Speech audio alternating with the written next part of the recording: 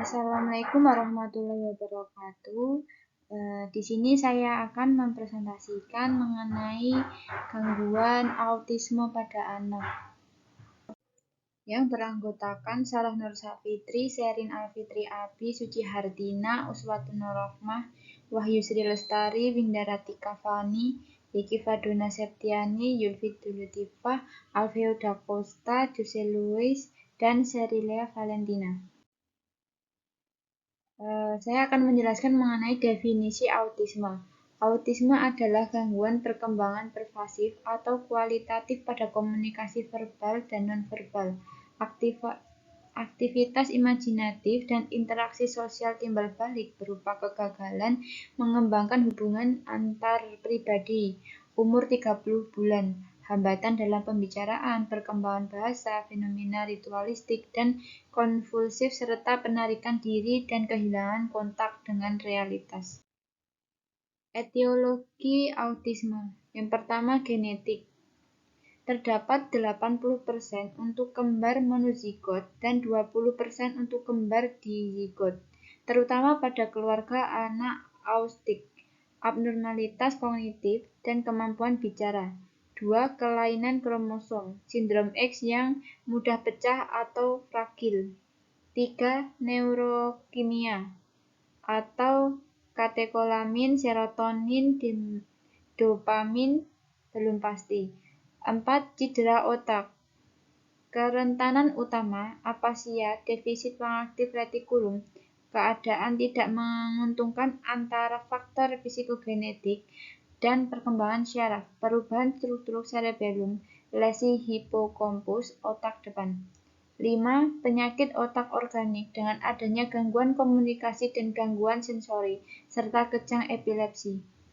6. Lingkungan terutama sikap orang tua dan kepribadian. Manifestasi klinis yang ditemui pada penderita autisme. Yang pertama adalah penarikan diri, kemampuan komunikasi verbal, berbicara, dan nonverbal. 2. Gerakan tubuh stereotipik, kebutuhan kesamaan yang mencolok, minat yang sempit, keasikan dengan bagian-bagian tubuh. 3. Anak bisa duduk pada waktu lama, sibuk pada tangannya, menatap pada objek. 4. Perilaku ritualistik dan konvulsif tercermin pada kebutuhan anak untuk memelihara lingkungan yang tepat atau tidak menyukai perubahan. Kelima, ledakan marah menyertai gangguan secara rutin. 6. Kontak mata minimal atau tidak ada.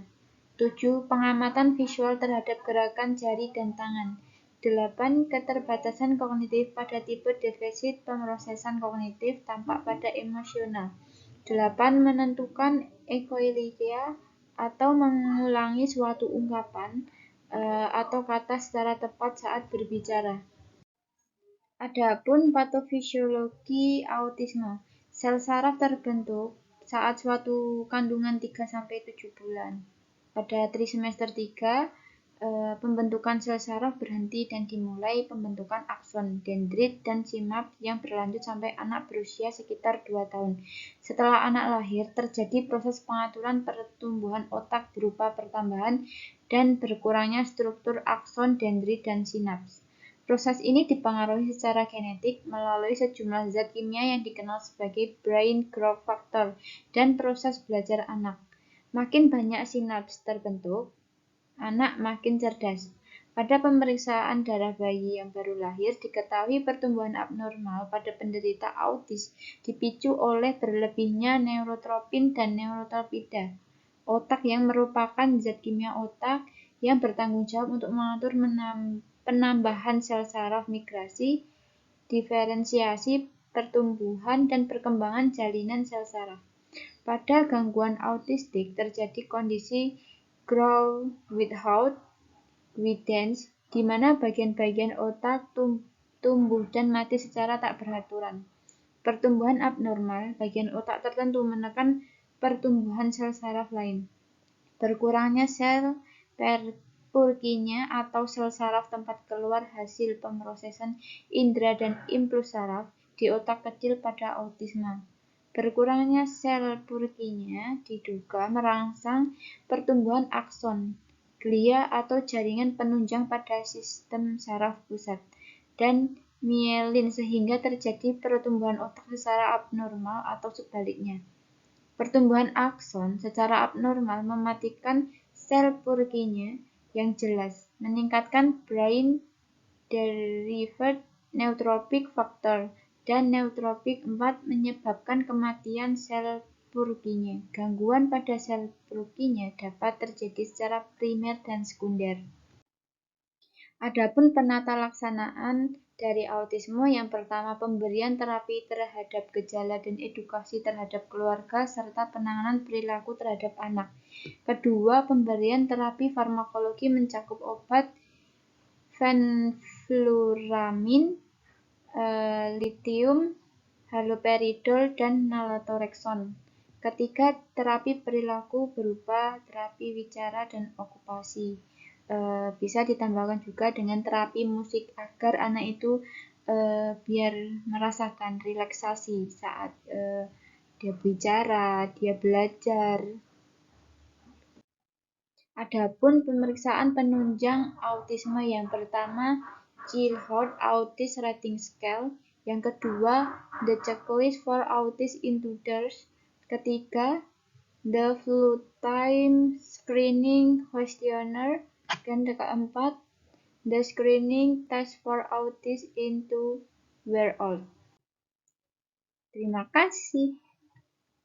Selanjutnya, kita akan membahas mengenai asuhan keperawatan pada anak dengan gangguan berkebutuhan khusus, yaitu autisme di rumah sakit. Nah, tanggal dan jam pengkajian yaitu 20 Oktober 2016 pukul 10.10. Tanggal dan jam masuk rumah sakit tanggal 19 Oktober 2016 pukul 16.30. Pengkajian dengan identitas pasien dengan nama klien anak A, anak N, tanggal lahir 7 Oktober 2011, umur 5 tahun, orang tua Nyonya B, usia 30 tahun, alamat Grogol dengan diagnosa autisme. Kemudian identitas penanggung jawab yaitu dengan nama Nyonya B, umur 30 tahun, pekerjaan wira swasta, pendidikan SMP, alamat Grogol, dan hubungan dengan klien yaitu sebagai orang tua klien. Kemudian keluhan utama yang anak rasakan adalah anak kadang sering mengamuk, menangis, merusak barang, dan juga membenturkan kepalanya ke tembok. Riwayat penyakit sekarang, anak N datang ke rumah sakit jiwa bersama ibunya Nyonya A. Dengan keluhan anak sering mengamuk, membenturkan kepala ke tembok, melempari orang dengan barang, bahkan menggigit orang lain. Nyonya A juga mengeluh anaknya sulit melakukan kontak mata saat diajak berkomunikasi. Bahkan komunikasi anak cenderung tidak jelas dan tidak merangkai kata-kata. Nyonya A mengatakan anak sensitif dan selalu menghindar terhadap cahaya terang dan berbising kencang, serta anak memiliki kebiasaan aneh seperti tersenyum sendiri dan mengayunkan kaki saat duduk. Nyonya A berspekulasi mungkin anaknya memiliki gangguan autisme, karena saat masih bayi, Nyonya A sempat menyadari bahwa anaknya menunjukkan perkembangan yang berbeda seperti tidak menoleh saat dipanggil, tidak ada kontak mata, bahkan selalu mengulangi perkataan yang sama. Namun Nyonya A denial dan tidak mengkonsultasikan ke dokter. Setelah berusia 5 tahun, anak N menunjukkan perilaku yang agresif dan Nyonya A sedikit khawatir. Ia membawa anak A ke rumah sakit. Riwayat penyakit dahulu, ibu pasien mengatakan dahulu saat mengandung anak N dinyatakan oleh dokter terpapar toksin logam berat. IB mengatakan saat hamil sering mengkonsumsi ikan laut yang dicurigai mengandung pengawet merkuri. A. Kehamilan, jumlah gravida, tanggal lahir G1 7 Oktober 2011. Yang pertama, usia gestasi saat lahir 25 Januari 2011, HPL 7 Oktober 2011. Yang kedua, kesehatan saat ibu hamil, selama hamil tidak ada keluhan. Yang ketiga, pemeriksaan kehamilan, Nyonya B melakukan pemeriksaan rutin kehamilan. Yang keempat, konsumsi obat B kompleks, asam folfat, tambah darah. B. Kelahiran, tipe kelahiran spontan. Lama kelahiran 7 Oktober 2011 pukul 5 sampai 6 WIB. Tempat kelahiran Sukoharjo. Obat-obatan ibuprofen dan vitamin A. Selanjutnya adalah C. Postnatal. Yang satu adalah berat 2 kg, panjang badan 35 cm, Yang kedua adalah kondisi kesehatan, yaitu penggunaan oksigen. Yang tiga adalah appearance score, yaitu appearance warna kulit normal. Selanjutnya adalah pulse atau denyut jantung, yaitu 100 BPM sama grimace refleks gerak aktif, aktivitas otot aktif, sama respiration pernafasan 60 kali per menit. Keempat adalah kelainan bawaan, tidak ada. Yang kelima adalah tanggal kembali dan persalinan. Selanjutnya, D. Penyakit sebelumnya operasi atau cedera tidak ada. E. Respon emosi saat hospitalisasi tantrum. F. Keadaan cedera. G. Alergi tidak ada. H. Pengobatan saat ini haloperidol 0,5 mg. Jadwal pemberian durasi klinis berperilaku agresif. Imunisasi 1. Imunisasi hepatitis B ketiga bulan. 2. Reaksi yang terjadi demam. Usia 24 jam dosis kedua, 2 bulan dosis.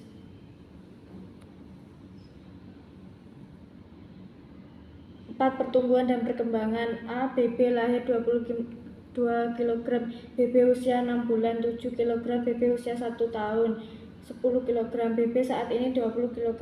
B. Kelas sekolah sekarang belum bersekolah. C. Interaksi dengan teman sebaya dan orang dewasa. Anak berinteraksi dengan anggota keluarga dan tidak bermain dengan teman sebaya. 5. Kebiasaan.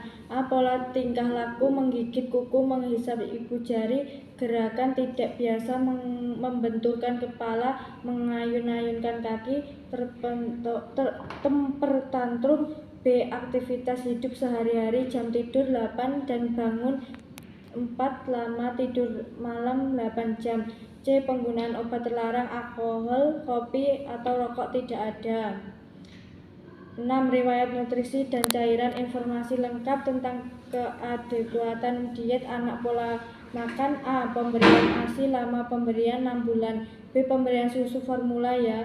C. Nama produk SGM. D. Jumlah pemberian per hari 1 kali. E. Pemberian cairan ekstra, teh, jus. F. Pemberian makanan sereal kapal diberikan saat usia 6 bulan. G. Pemberian vitamin tidak. H. Nafsu makan baik, kebiasaan sarapan ya. I. Makanan favorit telur. J. Kebiasaan makan manis snack ya. Mulai pemberian usia 6 bulan, lama penggunaan 2 tahun atau 4 bulan penggunaan botol ya. Jenis instan, dosis tidak ada. Makan siang ya, jumlah makanan per hari 3 kali sehari. Gosok gigi ya. 7. Riwayat kesehatan keluarga. Ibu mengatakan di keluarga ada turunan penderita penyakit autis. A. Pohon keluarga. B. Penyakit keturunan dan kelainan honginital. C. Kebiasaan keluarga.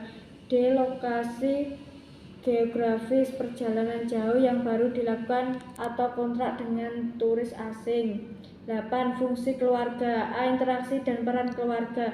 Interaksi antara anggota keluarga baik dan harmonis dengan ayah sebagai kepada keluarga yang baik dan bertanggung jawab, dan anggota keluarga memiliki kedekatan satu sama lain. B.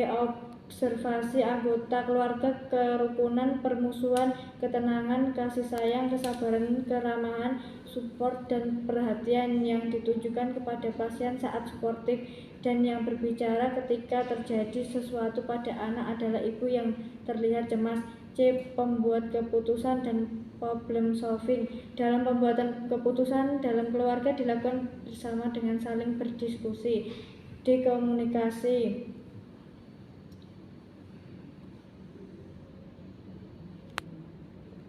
Pola komunikasi tidak langsung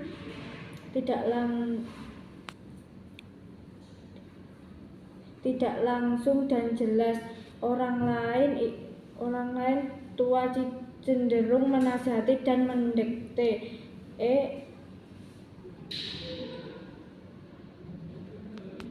Express feeling dan kepribadian. Orang tua yang membuat nyaman anggota keluarga, tidak semua didukung orang tua. Riwayat seksual. F. Perkembangan seksual. Anak tumbuh dengan jenis kelamin laki-laki.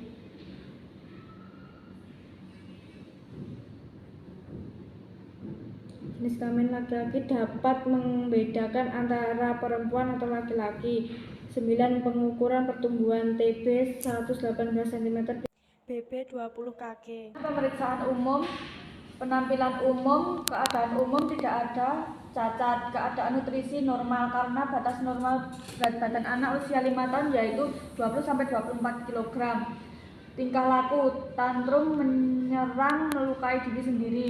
Perkembangan lambat, warna kulit kuning langsat, tekstur halus, turgor kulit cukup, struktur aksesoris, rambut berwarna kecoklatan, kebersihan bersih, distribusi tidak merata, kuku berwarna merah muda tidak pucat, tekstur keras tidak rata, kelenjar limfe, pembesaran tidak, ketegangan tidak, kepala kesimetrisan kepala tidak simetris atau tidak rata, bentuk tidak bulat sempurna, kontrol kepala lemah, rom pasif, penutupan fontanel menutup sempurna.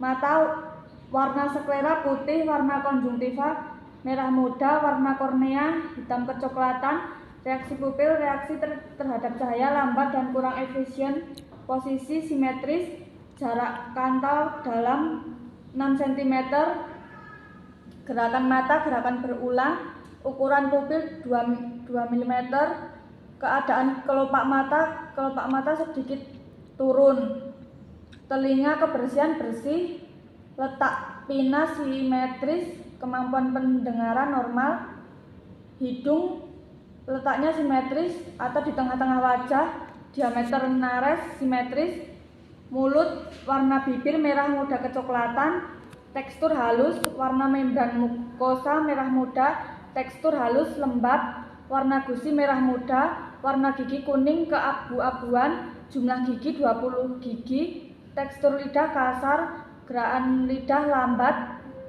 Selanjutnya leher, bentuk leher simetris, gerakan fleksi, pembesaran kelenjar tiroid tidak ada, arteri karotis teraba, distensi vena leher teraba.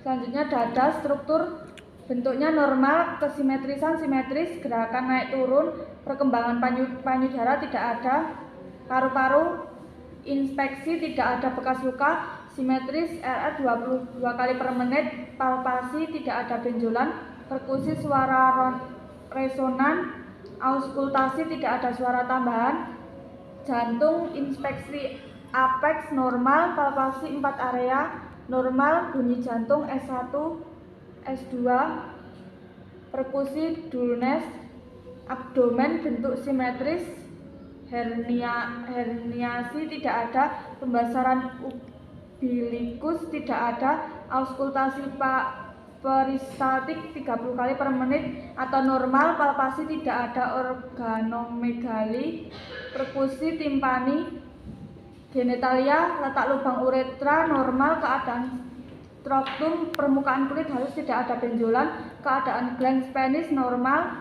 anus bentuk bokong berbentuk lingkaran atau O, lipatan glutel simetris, letak lubang anus bagian tengah bokong atau bagian posterior dari peritenum, refleks anal normal, punggung dan ekstremitas, bentuk punggung simetris, perubahan warnanya punggung tidak ada, kesimetrisan ekstremitas simetris, jumlah jari 10 jari tangan dan 10 jari kaki, kekuatan otot normal, sudut aksis kaki normal, gaya berjalan normal. Kemudian di sini ada terapi medis. Yang pertama yaitu terapi obat atau menggunakan obat haloperidol dengan dosis 0,5 mg per hari dengan golongan obat keras. Fungsinya yaitu austik, perilaku mencederai diri sendiri. Kemudian ada terapi bicara untuk fungsinya sendiri untuk meningkatkan keterampilan dan berbicara. Kemudian terapi sensori untuk melatih sensori anak. Kemudian juga ada pemeriksaan penunjang. Nah, di sini ada pertanyaan dan juga hasilnya. Apakah anak memiliki perilaku yang tidak bisa atau berulang? Kemudian apakah anak kesulitan melakukan kontak mata? Apakah anak berinteraksi dengan orang lain dan berbagi cerita?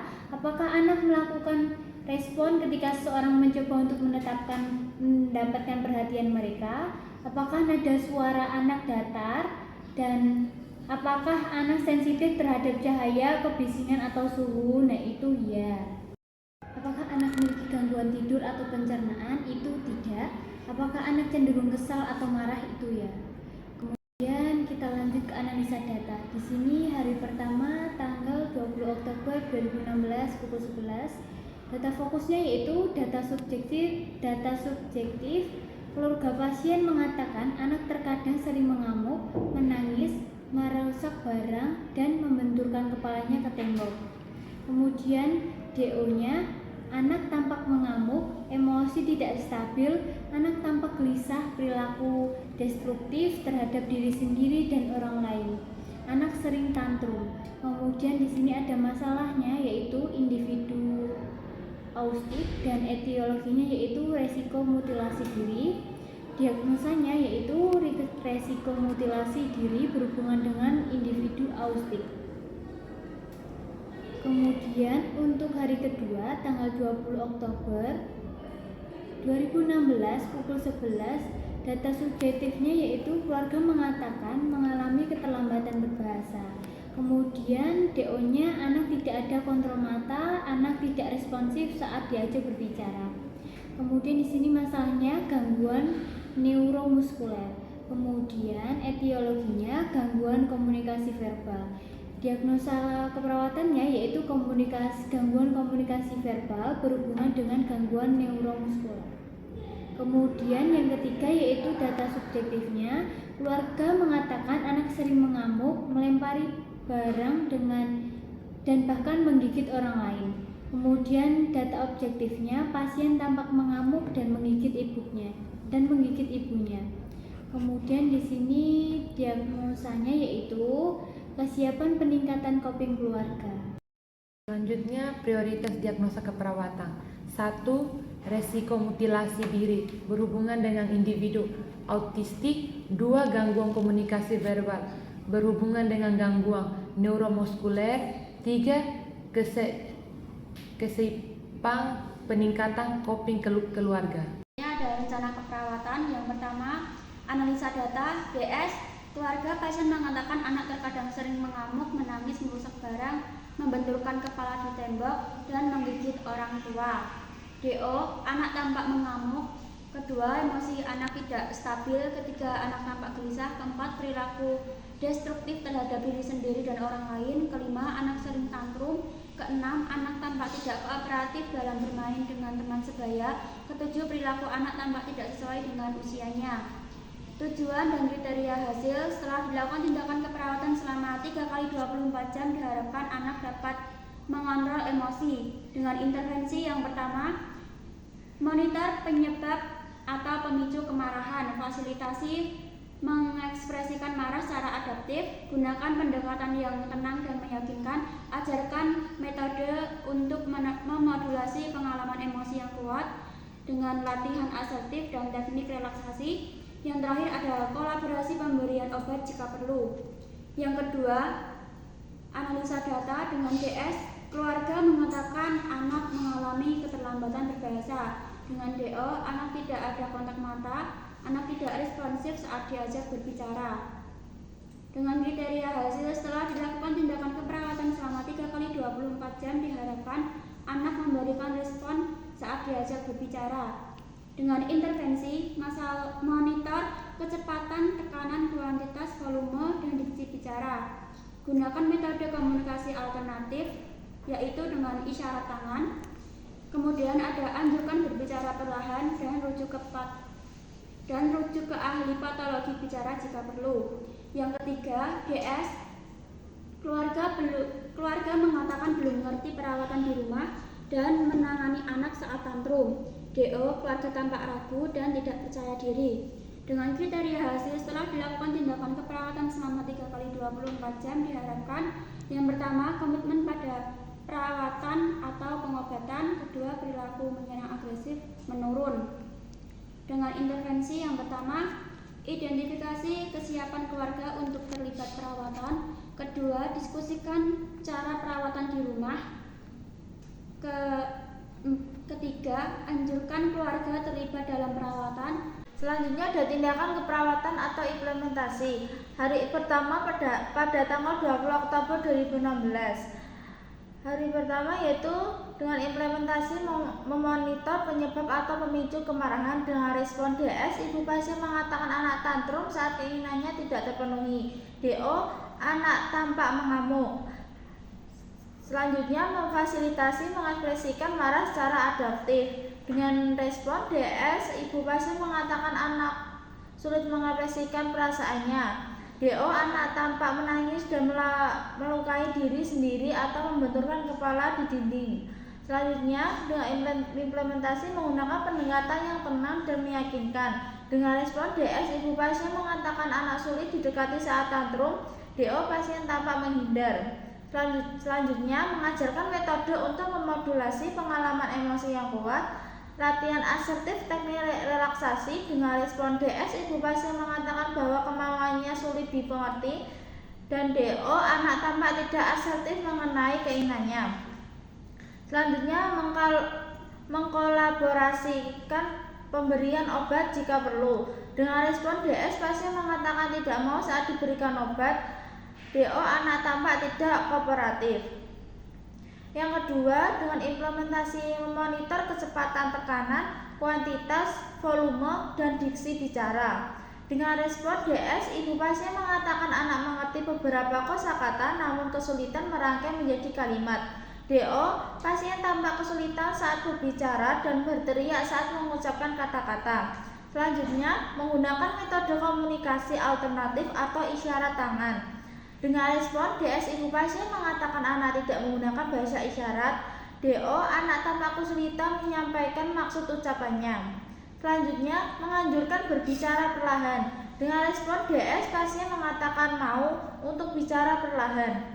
Dan DO, pasien tampak mengangguk dan kooperatif.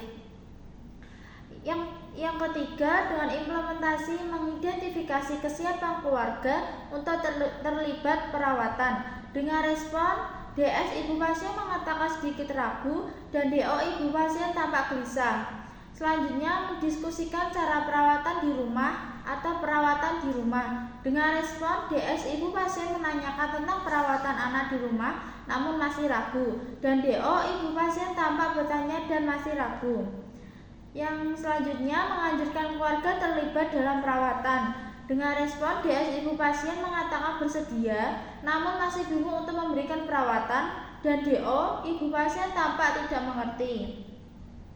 Hari kedua, tanggal 21 Oktober 2016. Yang pertama, dengan implementasi monitor penyebab atau pemicu kemarahan. Dengan respon DS, ibu pasien mengatakan anak tantrum atau memukuli diri sendiri saat keinginannya tidak terpenuhi. Dan DO, anak tampak mengamuk. Yang selanjutnya, menggunakan pendekatan yang tenang dan meyakinkan. Dengan respon DS, ibu pasien mengatakan memeluk anaknya saat tantrum. Dan DO, anak tampak lebih tenang. Selanjutnya, mengkolaborasikan pemberian obat jika perlu. Dengan respon DS, pasien mengatakan tidak mau saat diberikan obat. Dan DO, anak mau meminum obat setelah dibujuk oleh ibunya. Yang kedua, dengan implementasi memonitor kecepatan, tekanan, kuantitas, volume, dan diksi bicara. Dengan respon DS, ibu pasien mengatakan anak mengerti beberapa kosakata namun kesulitan merangkai menjadi kalimat. Dan DO, pasien tampak kesulitan saat berbicara. Yang kedua, menggunakan metode komunikasi alternatif atau isyarat tangan. Dengan DS, ibu pasien mengatakan anak mulai menggunakan respon nonverbal atau mengangguk, menggelengkan kepala, serta melambaikan tangan. Dan DO, anak tampak memberikan respon komunikasi nonverbal. Yang selanjutnya adalah implementasi menganjurkan berbicara perlahan. Dengan respon DS, pasien mengatakan mau untuk bicara perlahan. Dan DO, pasien tampak mengangguk dan kooperatif. Yang ketiga, implementasi mengidentifikasi kesiapan keluarga untuk terlibat perawatan. Dengan respon DS, ibu pasien mengatakan mulai siap. Dan DO, ibu pasien tampak menerima. Selanjutnya, mendiskusikan cara perawatan di rumah atau perawatan di rumah. rumah. Dengan respon DS, ibu pasien mengatakan mengerti dan perawatan yang harus dilakukan di rumah, dan DO, ibu pasien tampak kooperatif. Selanjutnya menganjurkan keluarga terlibat. Dengan respon DS, ibu pasien mengatakan bersedia, dan DO, ibu pasien tampak kooperatif. Selanjutnya ada hari ketiga, yaitu tanggal 22 Oktober 2016 untuk implementasi pertama, yaitu memonitor penyebab atau pemicu kemarahan. Dengan respon DS, ibu pasien mengatakan anak mulai bisa mengontrol marah, dan DO, anak tampak lebih tenang. Selanjutnya menggunakan pendekatan yang tenang dan meyakinkan. Dengan respon DS, ibu pasien mengatakan memeluk anaknya saat tantrum, dan DO, anak tampak lebih tenang. Yang kedua, dengan implementasi memonitor kecepatan, tekanan, kuantitas, volume, dan diksi berbicara. Dengan respon DS, ibu pasien mengatakan anak mulai bisa merangkai kata, dan DO, pasien tampak adaptif. Selanjutnya menganjurkan berbicara perlahan. Dengan respon DS, pasien mengatakan mau untuk berbicara perlahan, dan DO, pasien tampak mengangguk dan kooperatif. Yang ketiga, implementasi, yaitu mengidentifikasi kesiapan keluarga untuk terlibat perawatan. Dengan respon ibu pasien DS, ibu pasien mengatakan siap untuk terlibat perawatan kepada anaknya, dan DO, ibu pasien tampak kooperatif. Selanjutnya mendiskusikan cara perawatan di rumah atau perawatan di rumah. Dengan respon DS, ibu pasien mengatakan sudah mengerti cara memberikan perawatan di rumah, dan DO, ibu pasien tampak kooperatif. Selanjutnya menganjurkan keluarga terlibat dalam perawatan. Dengan respon DS, ibu pasien mengatakan bersedia terlibat dalam perawatan, dan DO, ibu pasien tampak kooperatif. Selanjutnya evaluasi. Di hari pertama tanggal 20 Oktober 2016, evaluasi ibu pasien mengatakan anak tantrum saat keinginannya tidak terpenuhi. O, anak tampak mengamuk, emosi anak tidak stabil. A, masalah autis belum teratasi. B, pertahankan intervensi. Yang kedua, 20 Oktober 2016, ibu pasien mengatakan anak mengerti beberapa kosakata namun kesulitan merangkai menjadi kalimat. O, pasien tampak kesulitan saat berbicara dan berteriak saat mengucapkan kata-kata. A, masalah autis belum teratasi. B, pertahankan intervensi. Yang ketiga, tanggal 20 Oktober 2016, ibu pasien mengatakan sedikit ragu. O, ibu pasien tampak gelisah. A, masalah autis belum teratasi. B, pertahankan intervensi. Yang keempat, hari kedua tanggal 21 Oktober 2016, ibu pasien mengatakan anak tantrum memukuli diri sendiri saat keinginannya tidak terpenuhi. O, pasien tampak kesulitan saat berbicara. A, masalah autis belum teratasi. B, pertahankan intervensi. Yang kelima, tanggal 21 Oktober 2016, ibu pasien mengatakan anak mau berinteraksi dengan teman sebaya. O, anak tampak kesulitan saat berbicara. A, masalah autis belum teratasi. B, pertahankan intervensi. Yang keenam, tanggal 21 Oktober 2016, ibu pasien mengatakan mulai siap. O, ibu pasien tampak menerima. A, masalah autis belum teratasi. B, pertahankan intervensi. Yang ketujuh, tanggal 22 Oktober 2016, hari ketiga, ibu pasien mengatakan anak tantrum memukuli diri sendiri saat keinginannya tidak terpenuhi. Ibu pasien mengatakan anak mulai bisa mengontrol marah. O, anak tampak lebih tenang. A, masalah autis belum teratasi. B, pertahankan intervensi di rumah.